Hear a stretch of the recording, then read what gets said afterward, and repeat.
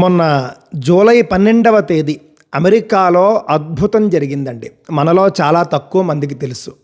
ఆ అద్భుతం ఏమిటో తెలుసునండి. టెక్సాస్ రాష్ట్రంలో డల్లాస్లో ఉన్నటువంటి ఎలెన్ అనేటటువంటి ఒక ప్రాంతం, అందులో క్యూటెక్స్ ఈవెంట్ సెంటర్ అని ఒక కేంద్రం ఉందండి, స్టేడియం లాంటిది. అందులో 10,000 మందితో భగవద్గీత పారాయణ చేయించారు పరమ పూజ్య శ్రీ గణపతి సచ్చిదానంద స్వామీజీ వారు.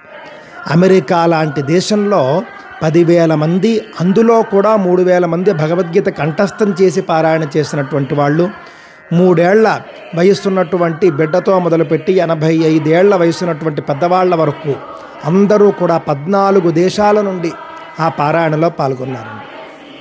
ఒక విదేశంలో ఇంత పెద్ద కార్యక్రమం మనం అసలు ఊహించగలమా అండి? కానీ జరిగింది. ఇలాంటి కార్యక్రమాల గురించి మనం చర్చించుకోవాలి. గణపతి సచ్చిదానంద స్వామీజీ వారు 2015వ సంవత్సరం నుండి ఎస్జిఎస్ గీతా ఫౌండేషన్ తరపున ఈ విధమైనటువంటి అద్భుత కార్యక్రమాలు నడిపిస్తూ ఉన్నారు. ఉచితంగా భగవద్గీత నేర్పించి ఆన్లైన్ ఆఫ్లైన్ మార్గాల ద్వారా, ఆ తర్వాత పరీక్షలు తీసుకుని గోల్డ్ మెడల్ ఇచ్చి మొత్తం అంతా కూడా ఉచితం.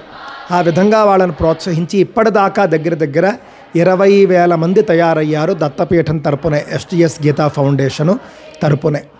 అందులో తయారైన వాళ్లే ఈ పారాయణ చేశారండి. ఎంతో అద్భుతం. టెక్సాస్ గవర్నర్ కూడా ఆ కార్యక్రమాన్ని చూసి అబ్బురపడ్డాడంటే ఆ కార్యక్రమం ఎలా ఉందో అర్థం చేసుకోండి. ఇలాంటి కార్యక్రమాలని మనం ప్రోత్సహించాలి. స్వామీజీ 1,00,000 మందితో అలాంటి కార్యక్రమాలు చేయాలి విశ్వశాంతి కోసము అని చెప్పేసి సంకల్పించారు. భవిష్యత్తులో ఆ కార్యక్రమం కూడా జరగాలి అని చెప్పేసి మనం కోరుకుందాం.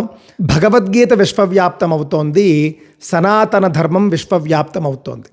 ప్రపంచం అంతా అంగీకరించేటటువంటి ఏకైక గ్రంథం భగవద్గీత, దృష్టిలో పెట్టుకోండి.